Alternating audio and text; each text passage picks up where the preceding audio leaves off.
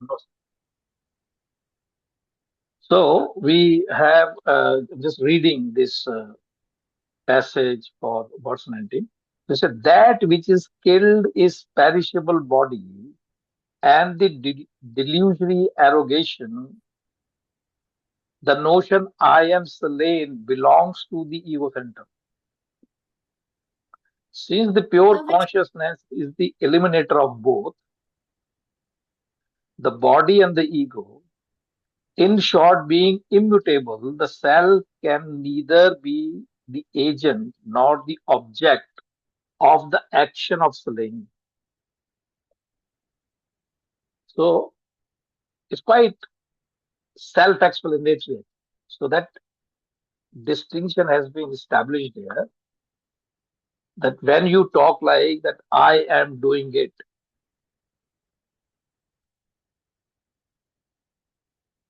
What is V19 breathing? You said page number V19. 89. Acha. Himanshi was Verse asking. Verse 19. Verse 19, page 89 that I'm reading. Hmm. So then it says that the next question, which is going to be looked at today, how is the self immutable? This is answered in the next verse. So, so question was, what the assertion was, the self is immutable. It cannot mutate itself. It cannot change. It cannot modify. Nothing can modify.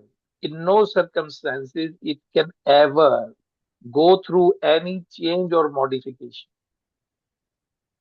However, all the changes that we experience are caused by it.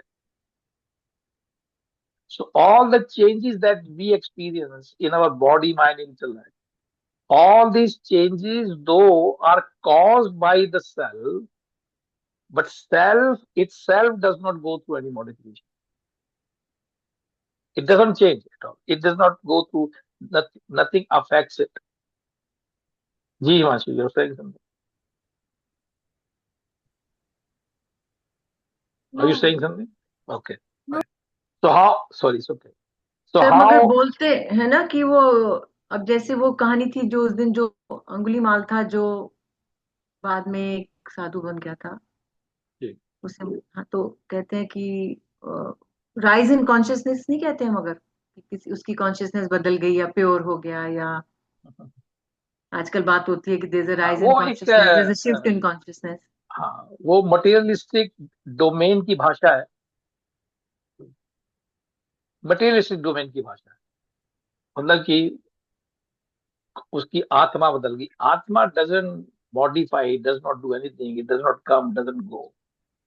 No modification takes in it.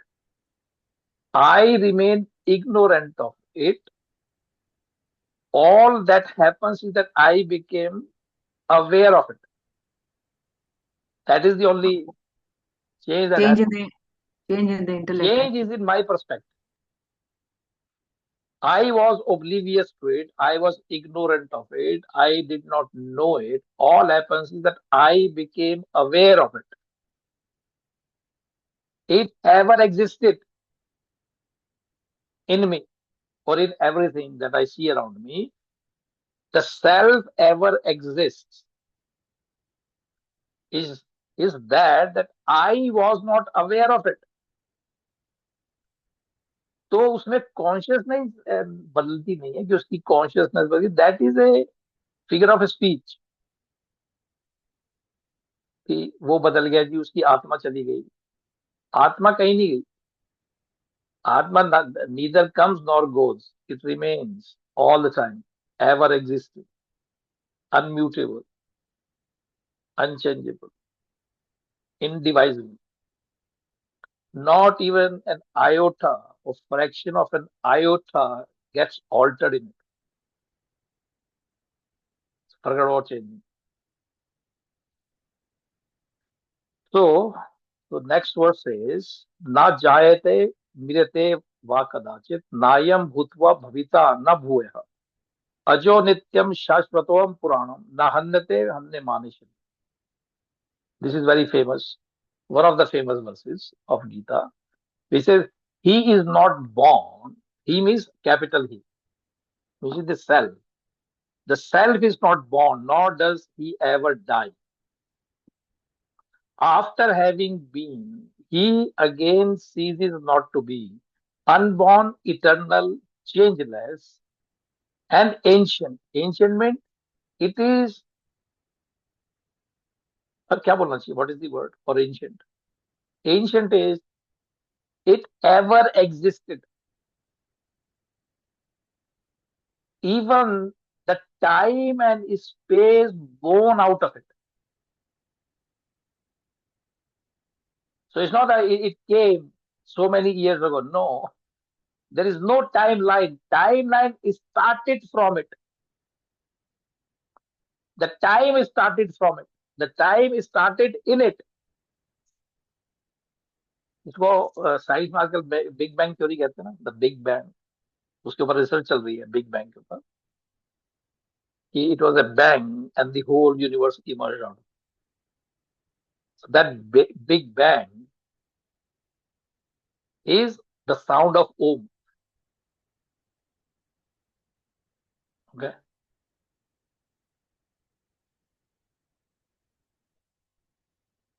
So what is the smallest unit of time?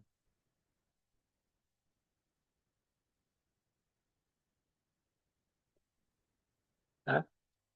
It's not a difficult Smallest question. Unit of time. second, Okay. millisecond. Why? Huh?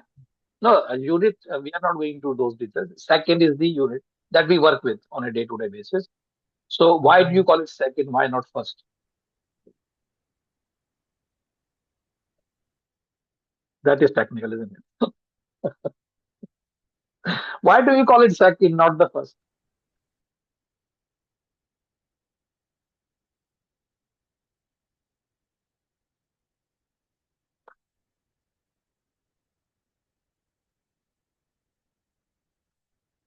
Good question, isn't it? Something we never think about. It's not technical, it's not very difficult, but it's that we never think about, we take things for granted. Somebody says, so many seconds is okay, so many seconds. So we understand what it means. Second. What it means, we understand. Without question is what is second. We never ask this question. Even in the school, teacher will teach you, our day is 24 hours, every hour has 60 seconds, and that's it. So we never ask the question, why seconds? Why not firsts? So many firsts in 1 hour. It's not rocket science, but I'll still explain it. When the time started, you are not aware of it. So zero point. When the first interval is the duration of unit of time. So you know that duration by the second point in the timeline. When it started from zero, it was the first point. The time started. So it was the second point. So for an interval, you need 2 points. For an interval, you need 2 points, the starting point and the next point. So when the second point happened, we know it is first unit of time. So it is the second point in the interval. Do you get the idea?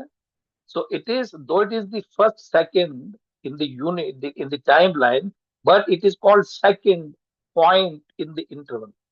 Second interval. So it's a starting point and the first interval is second. That's why it is called second.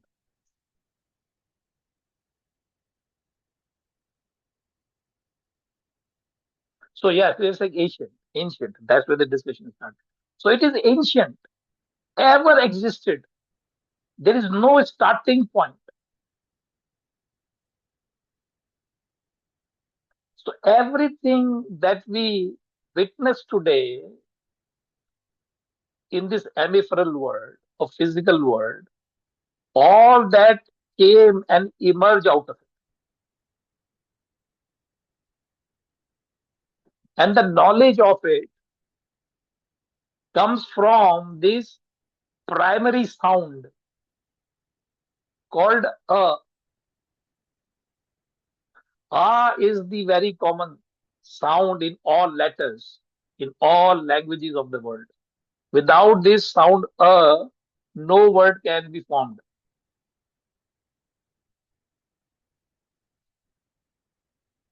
कभी सोचा आपने? A is the sound. So A becomes the foundation of language. And it is the language through which you and I understand all that exists. Hence they say, Akshar Brahma. अक्षर जो sound होता है जिसको अक्षर कहते हैं, अक्षर का मतलब होता है इनडिवाइजिबल. जो वर्ड है अक्षर, इसका अर्थ होता है जिसका क्षय ना हो, उसको बोलते हैं अक्षर, which can not diminish. So a sound is ever existing sound. It cannot be altered. It cannot be changed.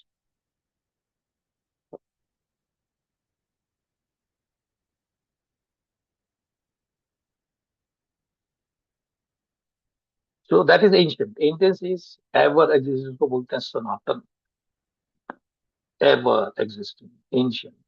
He is not killed when the body is killed. So when the physical envelopment, this is called body, when body perishes, it is the body which is perishing. You and I never perish.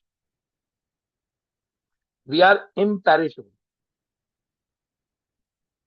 So then the individual, when the person begins to identify with his real self, then the fear of death disappears.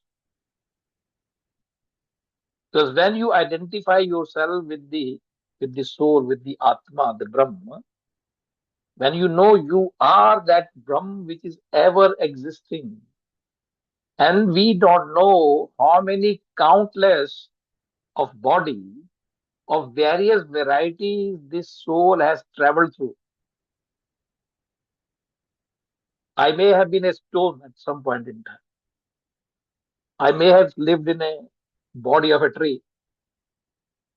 I don't know.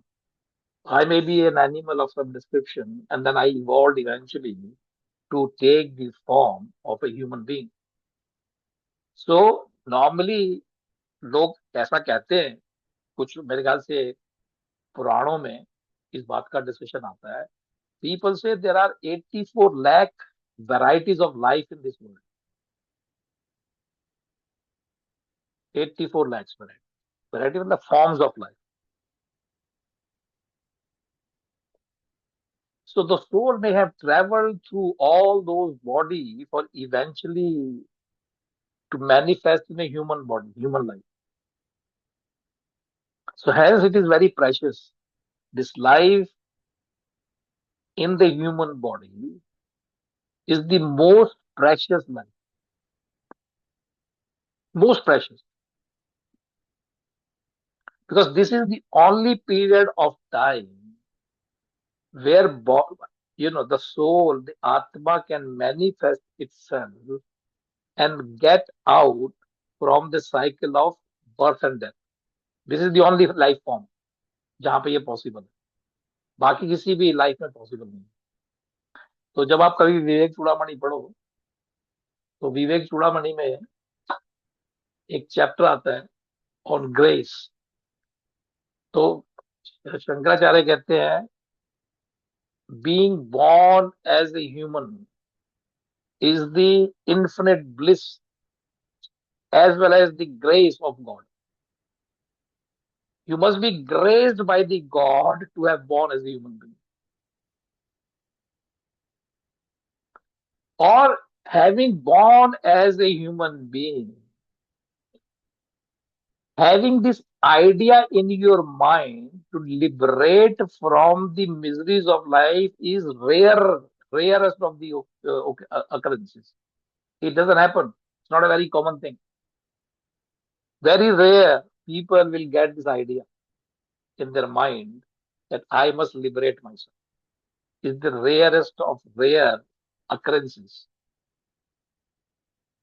And then to find a teacher is even rarest. So he says, having found this human embodiment, if one does not work towards their liberation, they are invariably committing a suicide, wasting their life.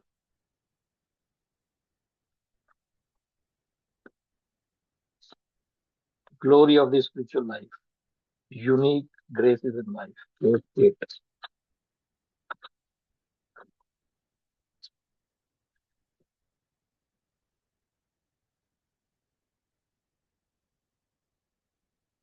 So it says, verse number 2 in Vivek Chudamani. It says, Jantu Nam Nar Janma Durlabh Mataha Punstavam Teo Viprata Tasmad Vedic Dharma Marga Parta Vidyutam Smart Param Atmanam Vivecham Swanubhava Brahmana Sansati Muktorno Shat Janmo Koti Sukritahe Punne Vinaha Labhyate. For all living creatures, a human birth is indeed rare. Much more difficult is to attain full manhood. Rarer than that, this is the sattvika attitude in life, the pure thoughts. Even after gaining all these are rare chances to have a steadfastness on the path of spiritual activity as explained in Vedika literature is yet rarer, much more so to have a direct knowledge of the deep significance of the scriptures. Discrimination between the real and the unreal, a personal experience of spiritual glory, and ultimately to get fully established in the living consciousness that the self in me is the self in all. These come only later on and culminate in one's liberation. This kind of a perfect liberation cannot be had without merits earned in 100 crores of lives. So he goes into even in a bigger number, 100 crores lived intelligence. So he's not saying that you have so many lives. He says if all those 100 crores of lives you have lived intelligently, then you get human life. Not just lived, even those lives you must have lived intelligently to have born. So he's basically highlighting that how precious human life is. And then to waste it is called harakiri, committing suicide. Durlabam trem एव एतदेव ग्रस्त कुतम मनुष्य तत्व मोक्षोत्तम महापुरुषम संशय. Manhood, burning desire for liberation, and capacity to surrender completely to a man of wisdom, that is Guru. These three things are rare indeed, and whenever they are found, they are due to the Lord's own grace. Manhood does not mean uh, manhood does not mean uh, the gender.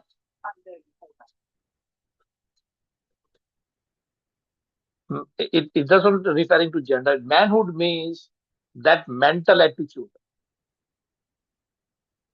of courage and conviction, burning desire for liberation, mumukshutva, and then capacity to surrender to a teacher.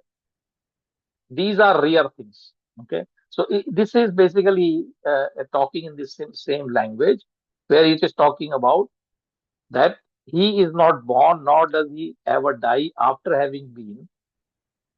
He again ceases not to be unborn, eternal, changeless, and ancient. He is not killed when the body is killed.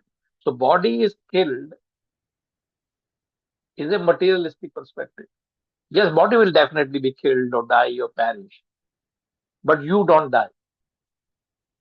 So this is stanza labors to deny in the self all the symptoms of mutability that are recognized and experienced by the body. That is what is being denied.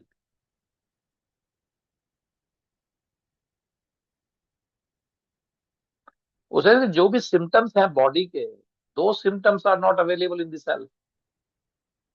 The symptoms of the material or mortal being is not there in the cell. It is the body, जिसको षड रिपु कहते हैं. आपने सुना है ये शब्द षड रिपु? 6 kind of modifications that the body goes through. उसको बोलते हैं जन्म, growth, maturity, decay, disease, and death. These are called षड ripus. So this is the quality of the body. The body goes through these modification and change. But when the body is going through modification and the change, the soul, the self does not go through these modifications.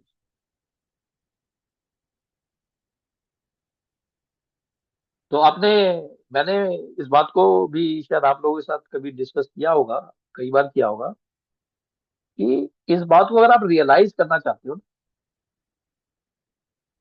कभी कभी कोशिश क्या करो, जब आप meditate करते हो तो try to think about when you are 3-4 year old, then try to think about when you're 10-12 year old, then you're 16-17 year old, and 30-40 year old, and then the present. When you close your eyes and think about it, so somebody is remembering and recalling all those things.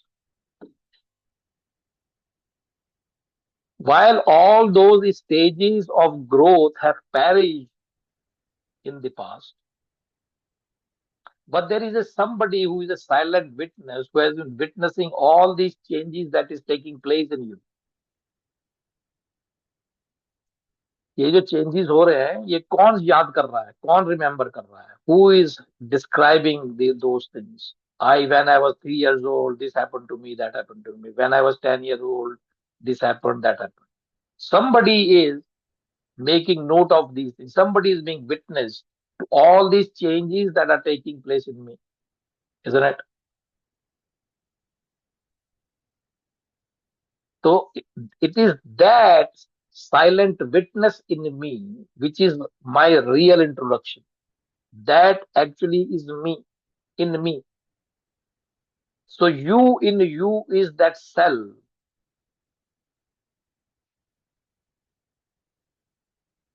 So our language, when I think about myself in my mind, should change.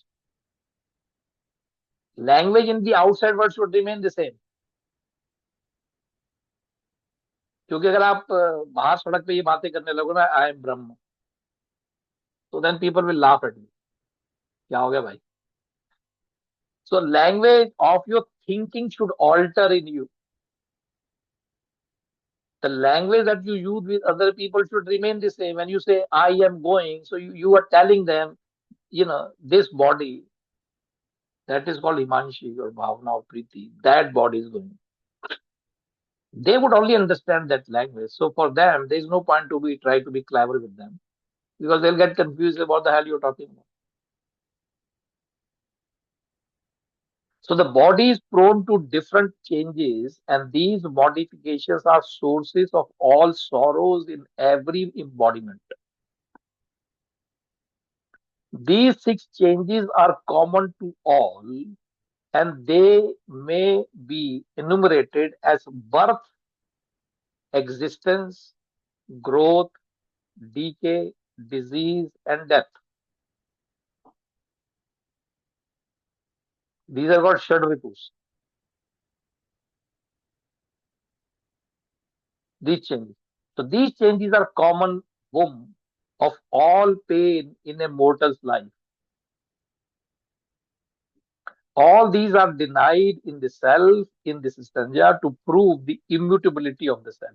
So what they're trying to say, what this verse is trying to point our attention, that when you talk about changes that are taking place in you, you are referring to your body and mind or intellect, because change in you can't take place. You cannot go through any modification. Whatever modification, changes, vikar is happening, it's happening in your body, and you are not the body. Okay? So unlike the physical body, self is not born. It being eternal factor that exists at all times, waves are born and they die away, but the ocean is not born with the waves. So using an analogy here, waves can born on the surface of sea, but the sea does not get born. Sea is not born with the waves. It is always there, existing ever since. It is the waves which born and the waves which die. Since there is no birth, there is no death. Things that have a beginning alone can end. तो ये तो beginningless है, आदि. तो जो आदि है उसका अंत तो हो ही नहीं सकता. सॉरी, ये आदि नहीं, अनादि है. अनादि, the one which is beginningless. So something which is beginningless cannot have an end. अंत उसी का होता है जिसकी शुरुआत होती है. The rising waves alone can mourn their dying condition. Again, it is explained that like the birth of a child who was not in existence before and who has come to exist after the birth, the Atman is not something that has come to be born due to or because of the body. Thus, the self is unborn, eternal, birthless, and deathless, ajaha or nitya. Ajo nityam shashvato ham puranam. That is what it says. Aja, unborn, nityam, eternal, ever existing. Shashvat and Purana. And Purana is old and new at the same time. Having thus stated the proposition that the self is neither an agent nor an object of the action of slaying. So if it neither slays, it does not participate in any action. जो self आत्मा जिसको कहते हैं, it does not participate in anything body does. But whatever body does, body cannot do without its presence. ये फर्क समझ लीजिए आप थोड़ा सा ना अच्छे से.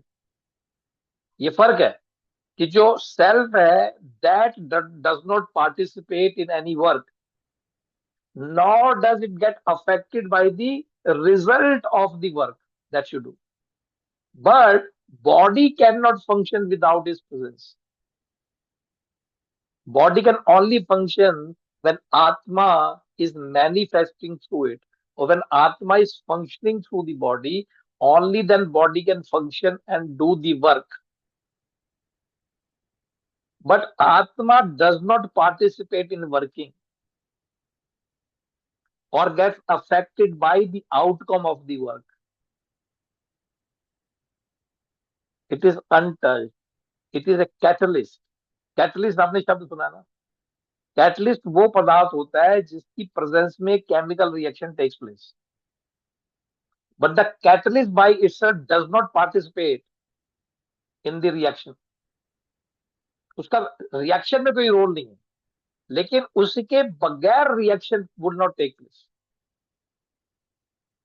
So it's that kind of an entity. It's a catalyst in the presence of which the body, mind, and the intellect become sentient and living, and they provide sentiency to the body. So body becomes functional in the presence of Atma. But whatever body does, Atma does not get affected by it. Atma always remains untouched by all that body, mind, intellect performs and experiences. So Atma remains untouched by the experience. आपको कोई चीज अच्छी लगी, बुरी लगी, these things are in the realm of the body. Is not to be consumed by Atma. Atma does not get happy or sad when the body mind experiencing these dualities. तो ये समझना अनिवार्य है, ठीक है। तो अब हमारे 5 वर्सेस जो है पूरे हो गए। Now it is our time to listen to Gurudev Swami Chinmayanand ji. Sir आप 6 स्टेजेस को क्या कह रहे थे? षड रिपु? षड रिपु, शाह ऐसे जो बोले, शाह नहीं होता ऐसा वाला जिसका पेट फटा होता है, शाह। ड, सर षड रिपु वो नहीं थे? काम क्रोध लोभ, वो क्या होते हैं फिर? देख लो, आई थॉट, इसमें करो चैट जीपीटी में। What you may be right, what is I think जो आप कह रहे हैं वो षड स्टेजेस ऑफ लाइफ है, 6 स्टेजेस ऑफ लाइफ। रिपु, हो सकता है षड रिपु, रिपु, रिपु question.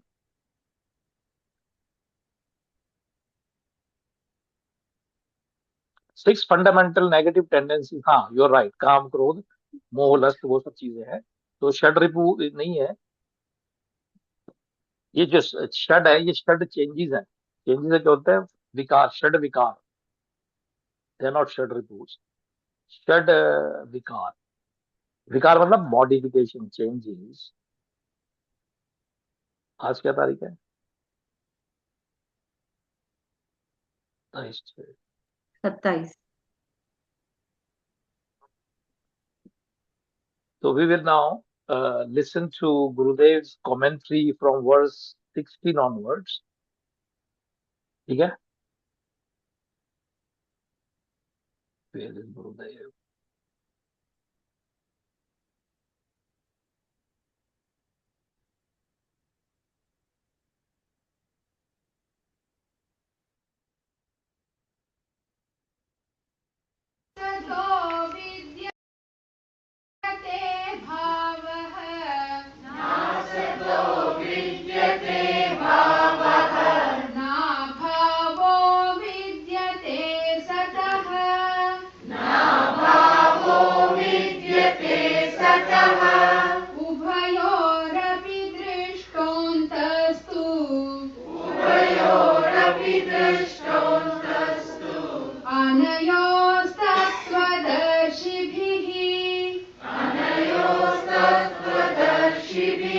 Now then, in philosophy, especially in Vedanta, when they say real and unreal, you and I misunderstand the technical use of the word. When they say the world is unreal, don't you misunderstand that the rishis never accepted the world. There is more literature in Sanskrit given by the rishis regarding the world of plurality and how to live therein. They experience, the duties and rights of each individual, of personality differences, of status in life, the stages of existence. All these have been recognized and ordered, the way of life. When they say real and unreal, they mean totally different from what you and I hear and conceive. Real is that which is permanently remaining without any change in the past, in the present, and in the future. Trikala abadhita vastu, satyam. The truth or reality is that which remains the same without any change in the past, in the present, and in the future. That which goes on changing, modifying, changing from one to the other,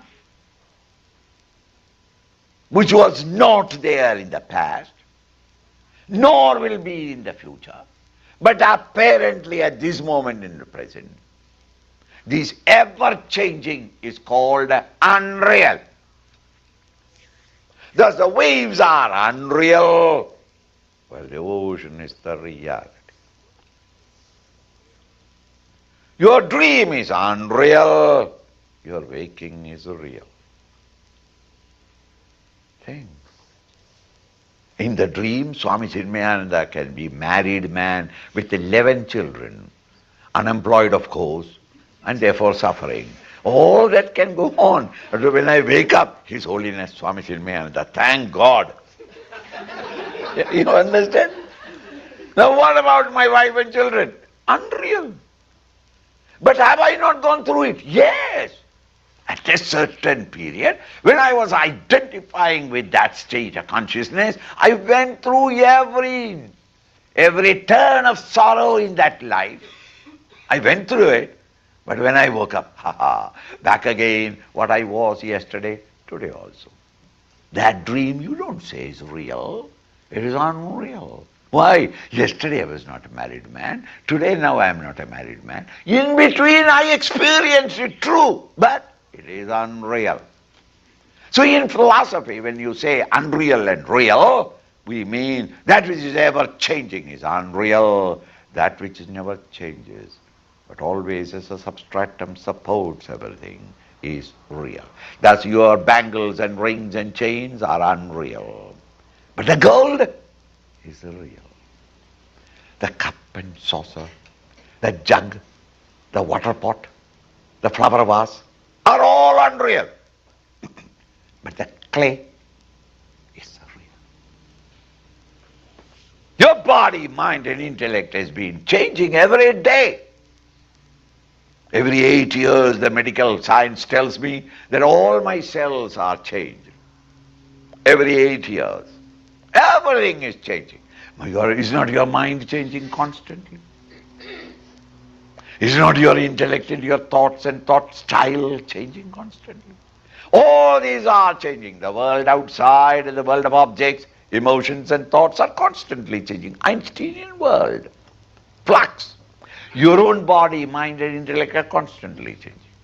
You yourself and your moods constantly changing. Hi, hi, hi, hi. So then the realm of Einsteinian world of things and beings, we call it as unreal. These unreal changes can never take place without a changeless substrate. It's a law. Think. The waves can dance only in the changeless ocean. The ornaments can exist only in the metal, the gold. The pots can rise, exist, and disappear only into clay. Clay is permanent. You may call the clay in a certain shape and a function and by a different name. The names are changing, but the clay is the same. Now here is the whole world of plants, animals and humans. Why? The mineral world also. And all of you are changing constantly. Now at this moment if I look at you, you look like rishis. Do you mean to say you are so good all the time?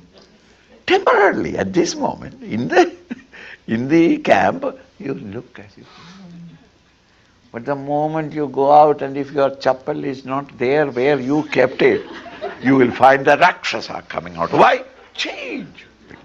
This changing phenomena is unreal. The life that pulsates in you, that touch of consciousness in us is permanent. In the childhood, middle age, youth, middle age and old age, at all times, the consciousness is with you permanently. Aye. But the various vehicles of experiences change, the environments and the arrangements of things around me change. This changeable, variable is called unreal. The real is the permanent, the eternal, the changeless. In a film you know that the pictures are changing every moment, 16 a minute. But these pictures give you the hallucination. The story of revealing a story and an incident. Why? Because of a changeless substratum behind it. there must be a screen, a curtain, which has no movement, steadily stretched.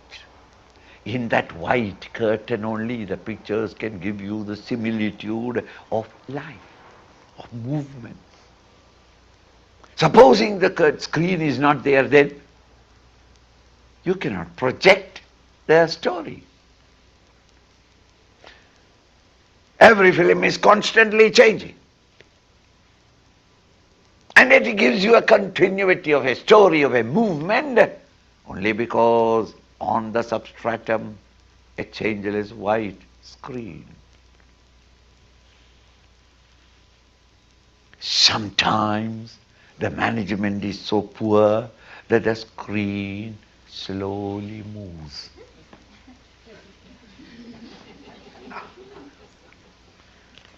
What will happen in India, I know. What will happen here, I don't know.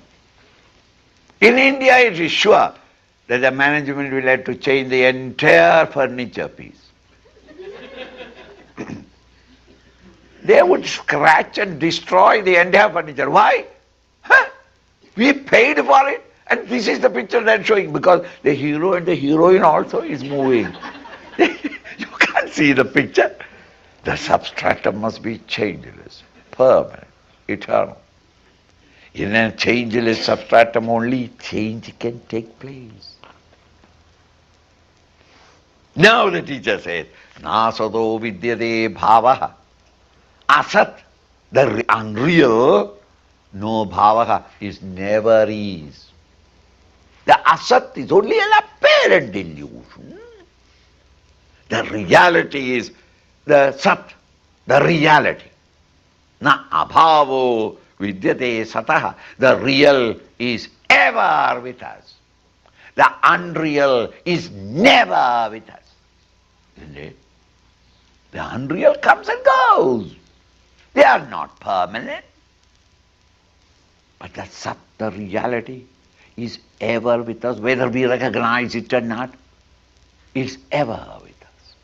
The clay is ever in all the names and forms, but the names and forms can break up, get destroyed, but not the clay. The ornaments can change. You can melt one and make it into another shape, but the gold remains the same. The waves rise up, get broken down, and disappear, but the ocean remains. You and I are not going to be permanent here. I mean, we may live another 100 years, okay. But at the end of it, you have to get out. You go. That doesn't mean that which is a substratum, the real, is gone. Bubbles die, but the waters remain. The teacher therefore says, Nasado vidyate bhava. The asat, the unreal, has no reality. It never exists. It comes and goes. The dream never is. They have no reality. Na bhavo vidyate satha. The real is never away from, or never is not. So the unreal never is. The real is never is not, meaning ever with us. Uphayorabhidrishtontaha. Those who are great seers, they see this great reality and the great truth, which is Ubhaya, which is playing as these two, Sat and Asat. Anayor Tattva-darishabhi, those who are seeing the Tattva, the reality. The great saints and sages, masters who have awakened and gone beyond the realm of change, the BMI, they come to experience that one essential reality which is playing as both Sat and Asat.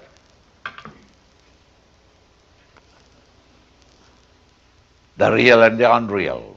The unreal is never the same at any time. It goes on changing. You are expecting the impossible, that the unreal will permanently remain. I and my family will permanently remain. It is not possible. The present joy will continue. Cannot.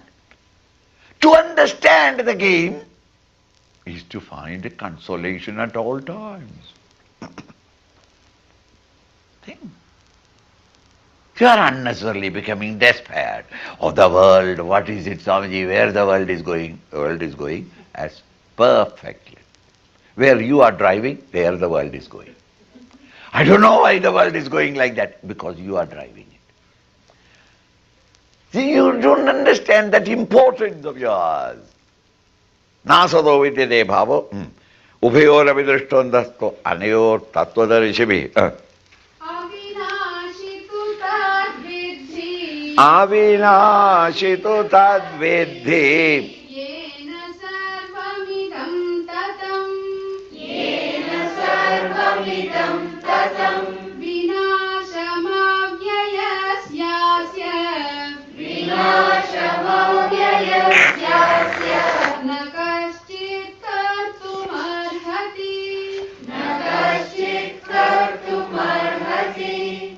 Swamiji, as far as I am concerned, I'm a rational being. I'm a university-educated crank. I'm not a villager. Don't try to hoodwink me. Real, unreal. If that which is changing is unreal, there is nothing but unreal in the world. There is no reality, no permanent anything. Because I am observing. And you are honest.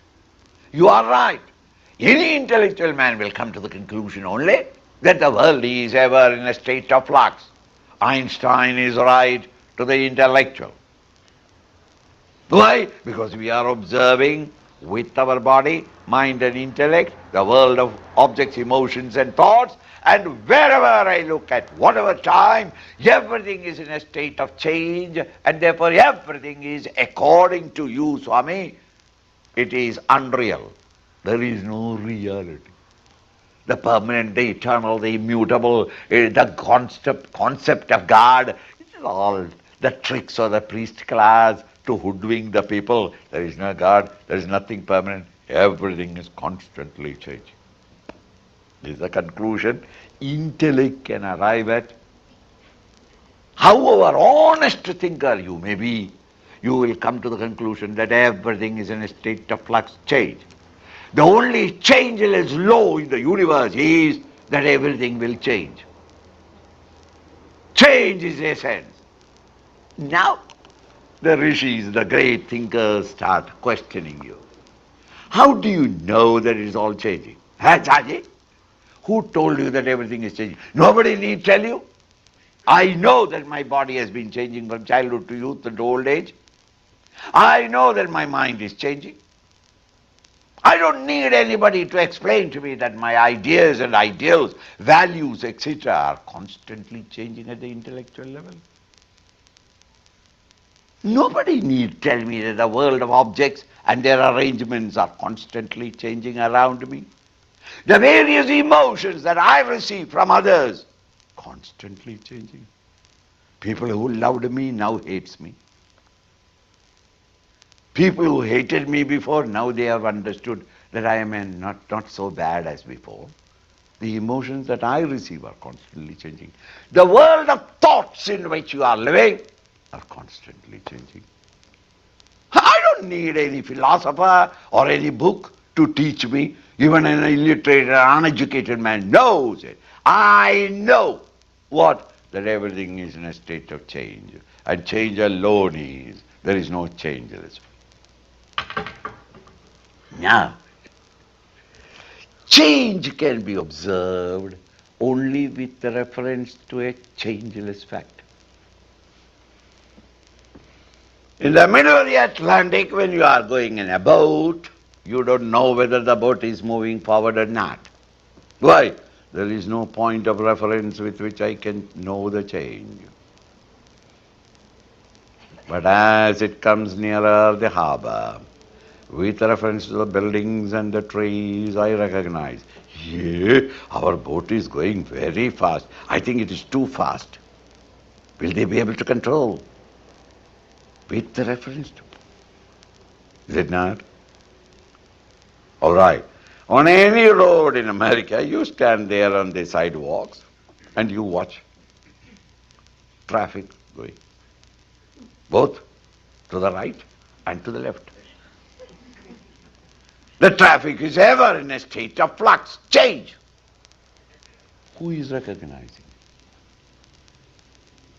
The one who recognizes the change or the traffic must be you who is standing changeless on the sidewalk, isn't it? If you yourself is in the system of change, you are in a car, and then you say that, no, I want to see my car going. The only method is open the door, jump out. See, the observer and the observed. That the body and the mind and intellect and the world of objects, emotions and thoughts are all changing is observed by whom? By me. I am conscious of it. So the consciousness that is conscious of all the changes is permanent.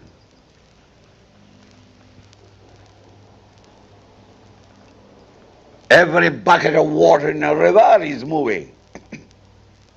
The river is flowing. Who is knowing it? I. When you are floating in the river, will you know it?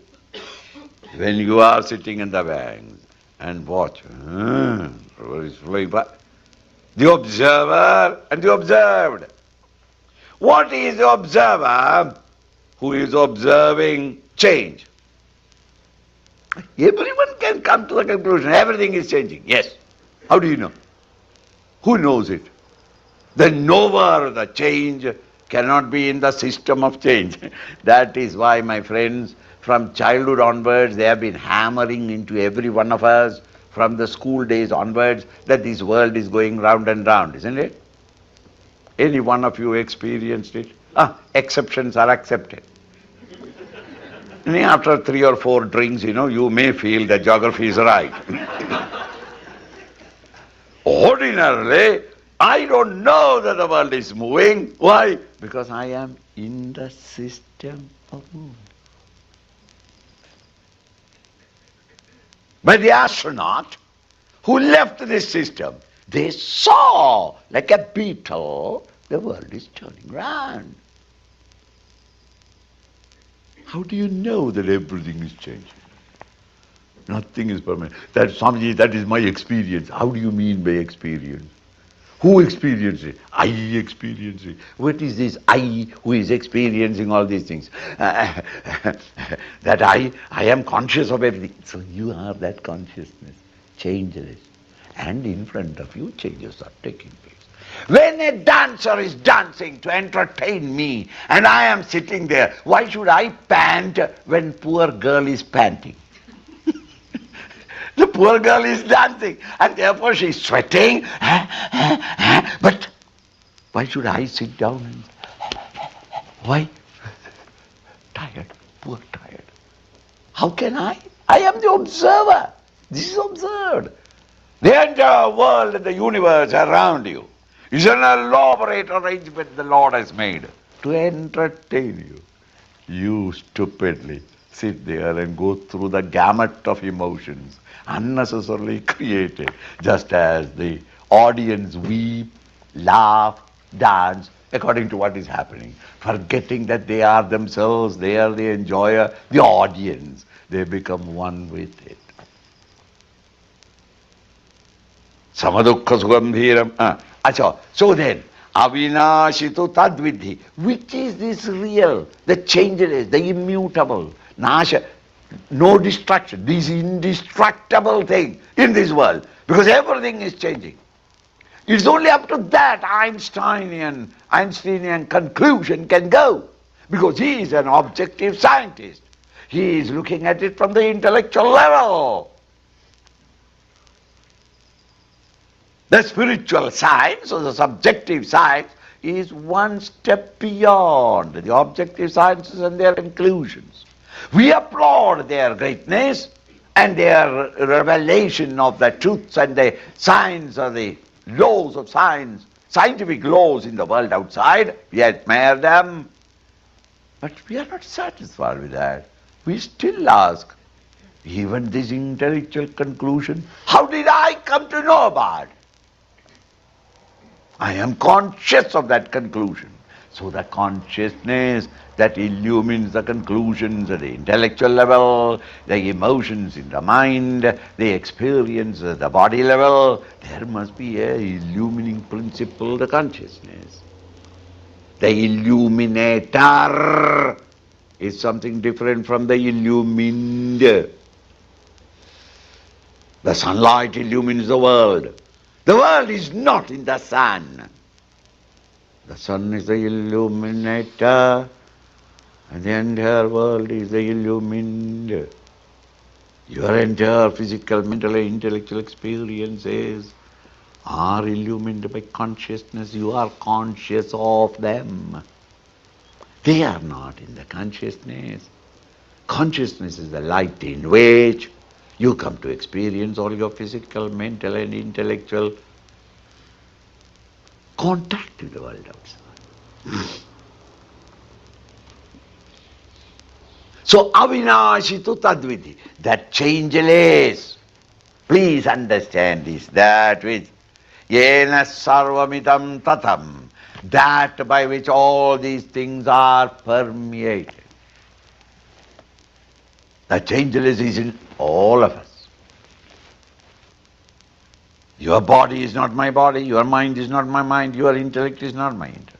Your environment's object, emotions and thoughts are different from mine. The world of objects and emotions and thoughts are different from individual to individual. The body, the mind, the intellect are different from individual to individual. What is it common in all of us?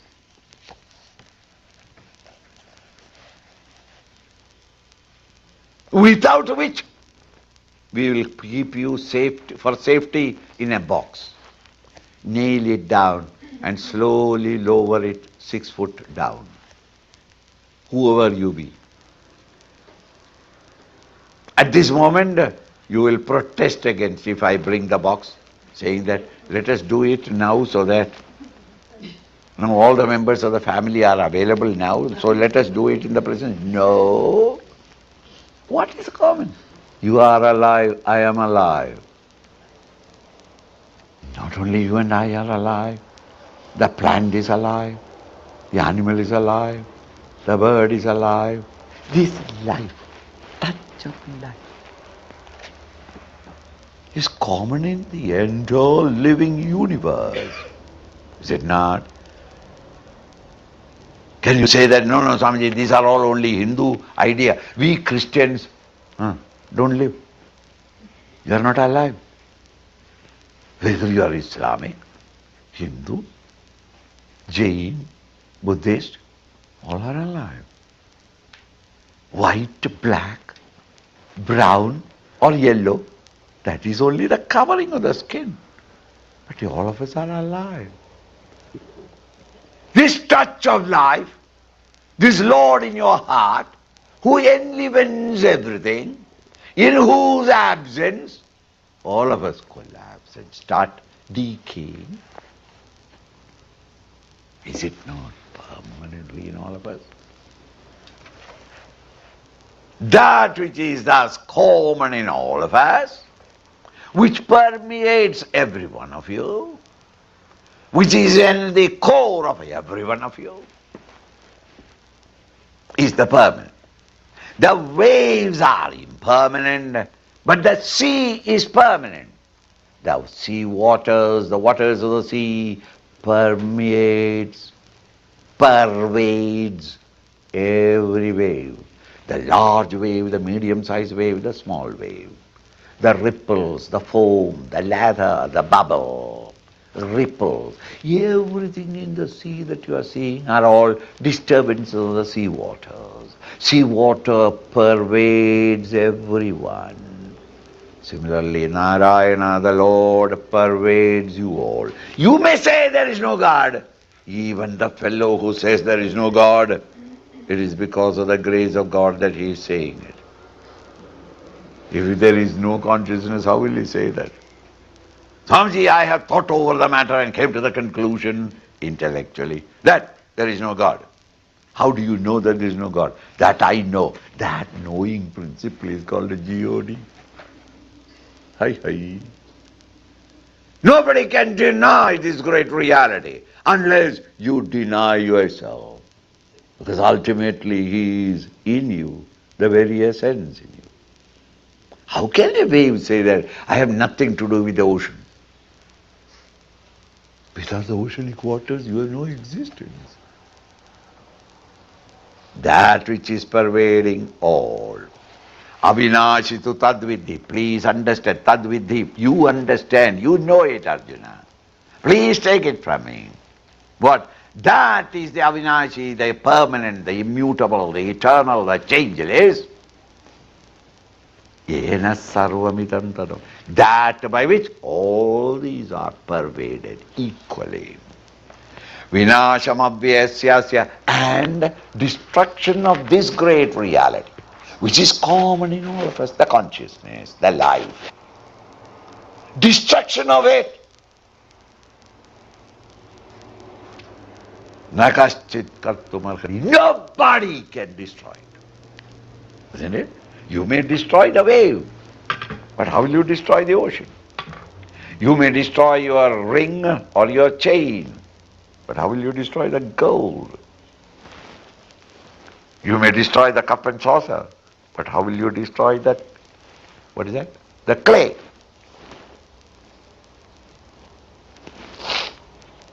It cannot be. Nobody can destroy the permanent, the eternal. And in Shankara's commentary, he particularly insists upon na Ishwarena.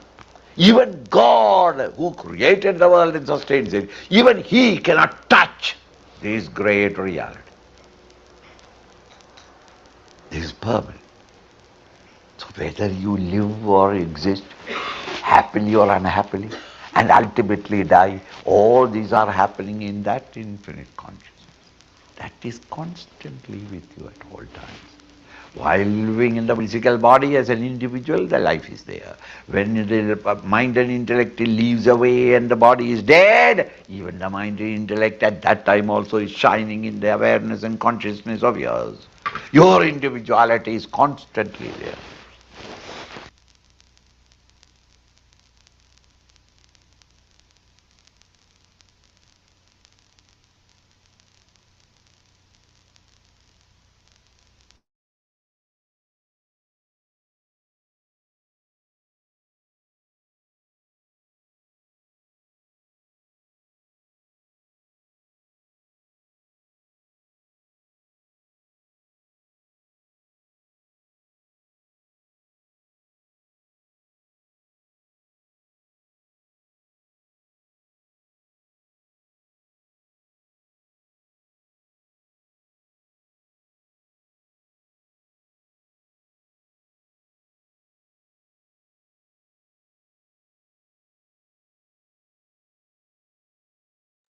I'm just bringing the next one, next video.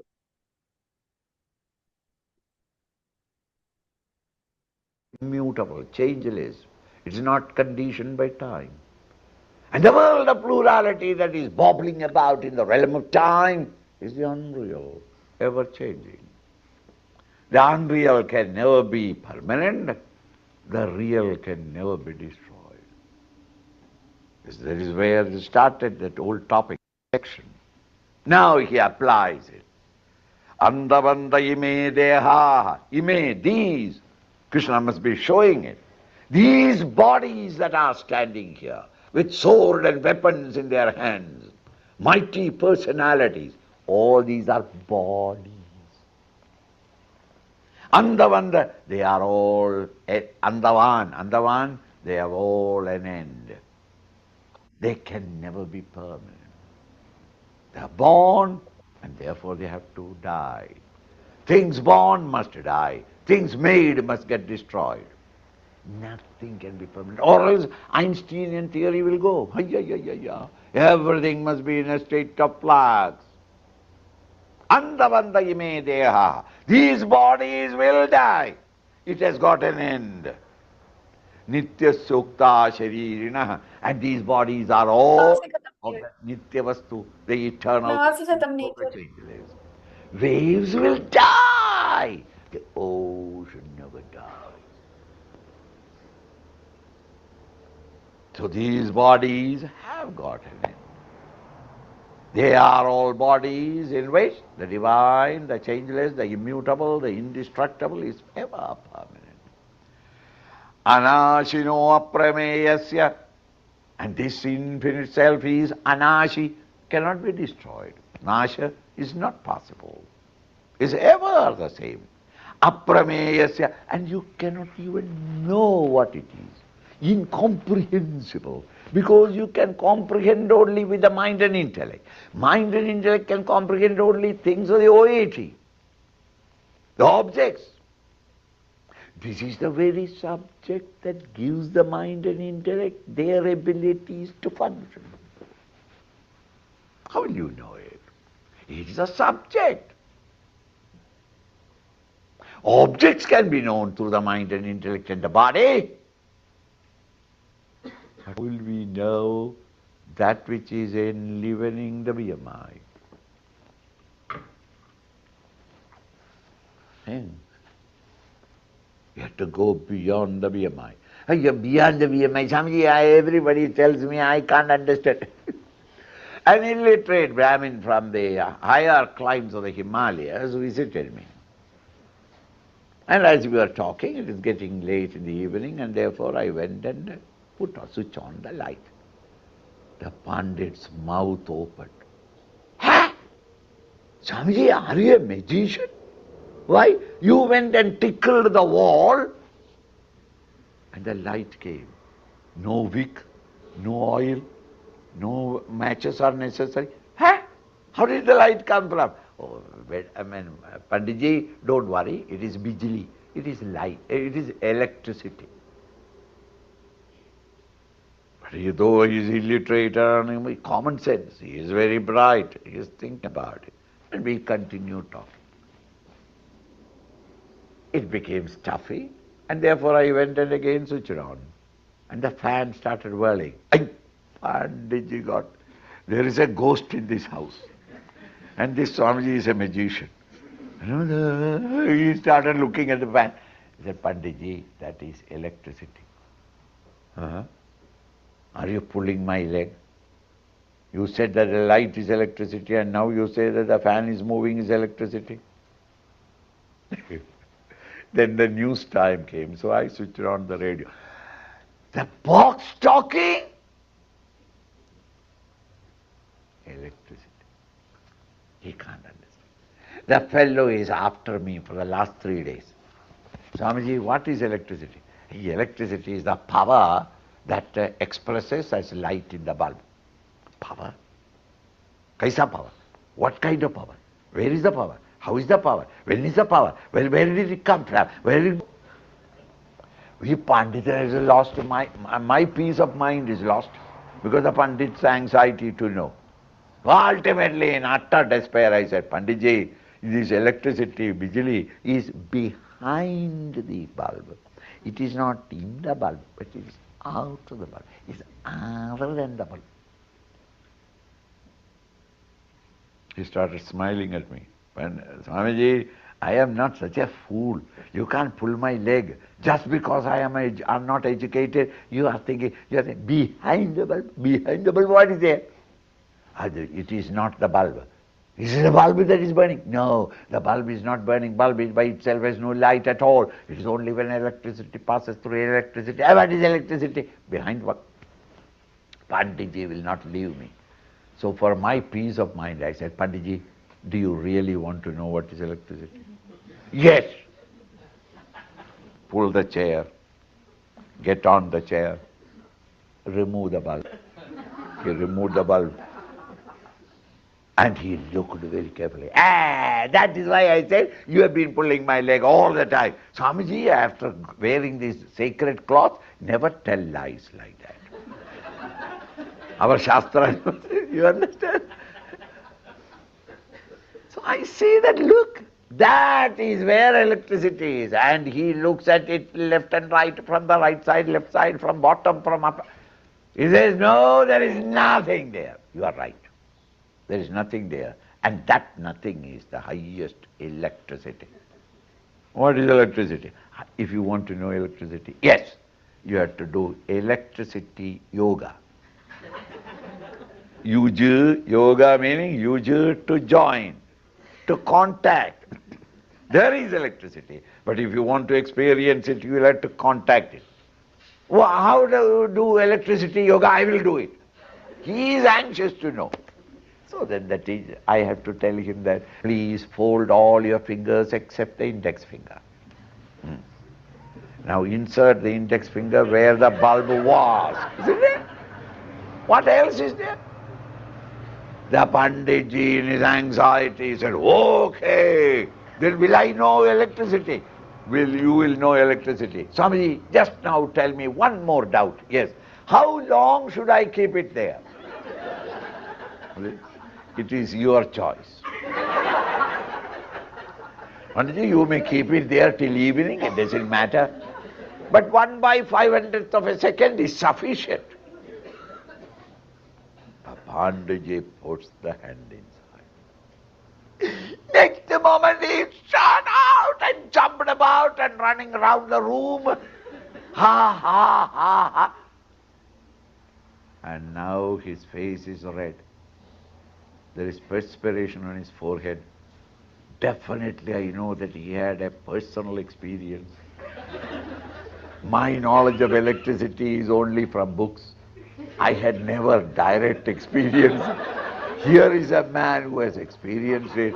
So I surrendered to him and said, Panditji, please tell me what is electricity.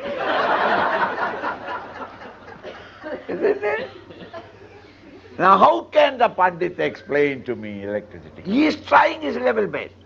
Any amount of his explanation, I will say that is all bluff. Panditji, you are now bluffing me. You see, it came through me.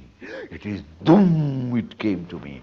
It was shocking. It was terrible. It is a... He pants to express it. Whatever he may explain, I will never get an experience of what electricity is, isn't it? At the end of it, the Panditji looks into my eyes. Swamiji, are you sure that you want to know it? So by that time my inquisitiveness have increased. I don't want anything in the world except the knowledge that he has got it. And I want to share that knowledge. Swamiji, if you want to know it, you also do electricity yoga. There is no other way. It is subjectively to be known. It cannot be shared with anybody. So encouraged by his look, excited by my own intellectual need and demand to know it, I also get on the chair, put on my finger as before, and I also jump out. I also run round the room. From that, Panditji understood, oh, now Swamiji also has got a personal experience. And then when we are quietened, he looks into my eyes and asks, got it? And I say, No, in utter silence, we communicate each other. I cannot explain to him, he cannot explain to me, but both of us had the experience in the same way. The sense organs, the mind and intellect are our equipments of experience. All of them are inert matter. They are at this moment dynamic. That which lends it dynamism is the life, the consciousness, the divine. Bulb by itself has no light. When it is enlivened by electricity, there is light. You are an intelligent entity, efficient and competent to face the world in science or art or literature, whatever it is, all because you are alive. The saint and the sinner can live his life only when he is alive. Dead sinner is as useless as a dead saint. Think, this is living yourself.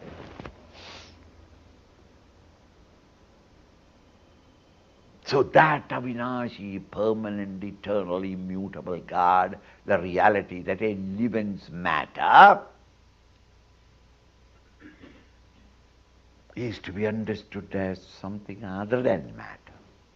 When you say other than matter, it doesn't mean that we must go beyond the Einsteinian world of time.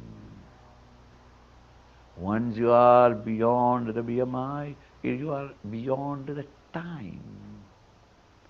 And that timeless, therefore permanent, changeless, immutable, eternal. These are the words used for God in every scripture by all the prophets.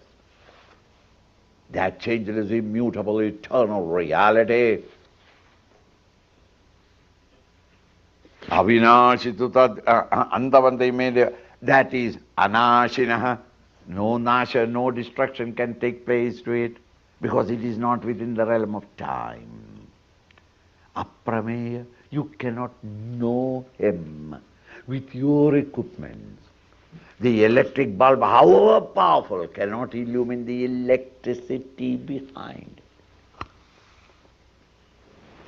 See? The intellect has got intelligence only when consciousness is in it. You are alive. With that intelligence you can know everything that is happening in the OET, in the world outside. But the intellect itself cannot know that great truth. Aprameyasya, there is no knowledge possible of this with our present equipment. Tasmad yudhyasva Bharata. Therefore, Bharata, Arjuna, yudhyasva, fight.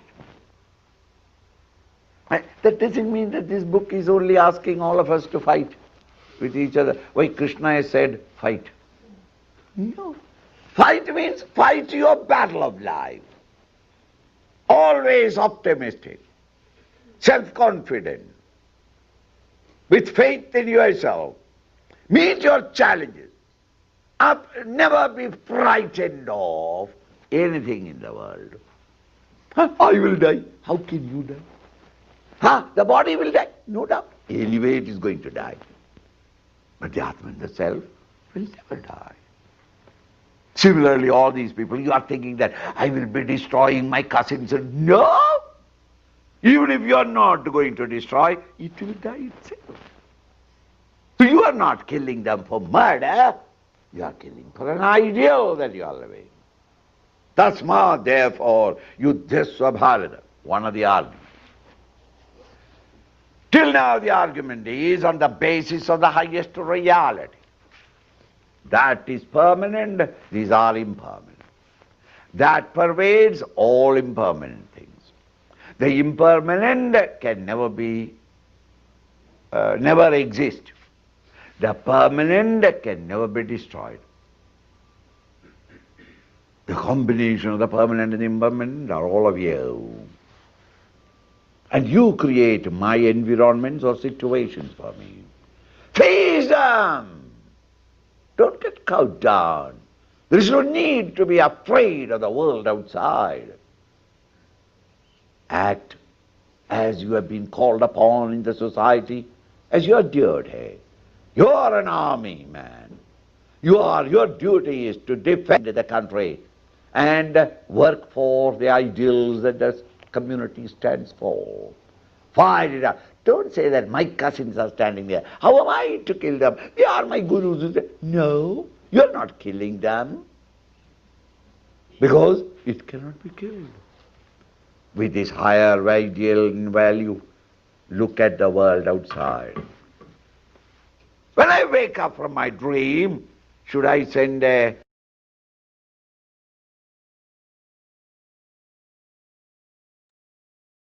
So we will continue from this point onward, next session, next class. Okay. So we have 2-3 minutes left. So if you have any thought, any idea, so you must have uh,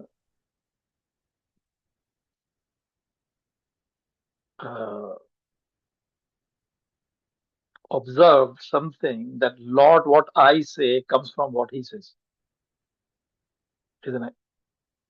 Right. Lord, what He says is got ingrained in me as well. So a lot of the time, I probably use the same analogies, same because they are the best to explain an idea. So, any thought, any idea? What did you like about today's discourse with Gurudev's commentary? Any point, if it is not clear, or anything for that matter?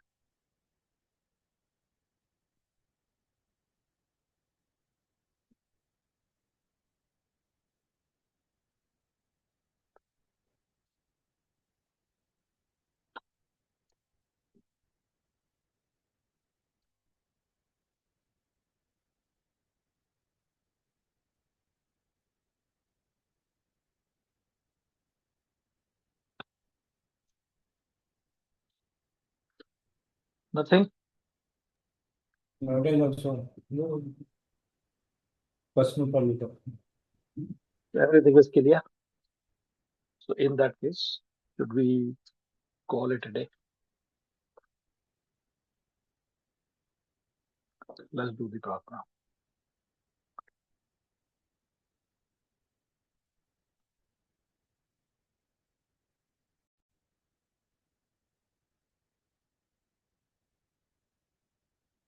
Om Krishnaya Vasudevaya Hare Paramatmane Pranata Kleshanashaya Govindaya Namo Namaha Shri Krishna Govinda Hare Murari He Nath Narayana Vasudeva He Nath Narayana Vasudeva He Nath Narayana Vasudeva Om Purnamada Purnamidam Purnat Purnamudachyate Purnasya Purnamadaya Purnamevavashishyate Om Shanti Shanti Shanti Hari Om Shri Krishna Vanama Hari Om.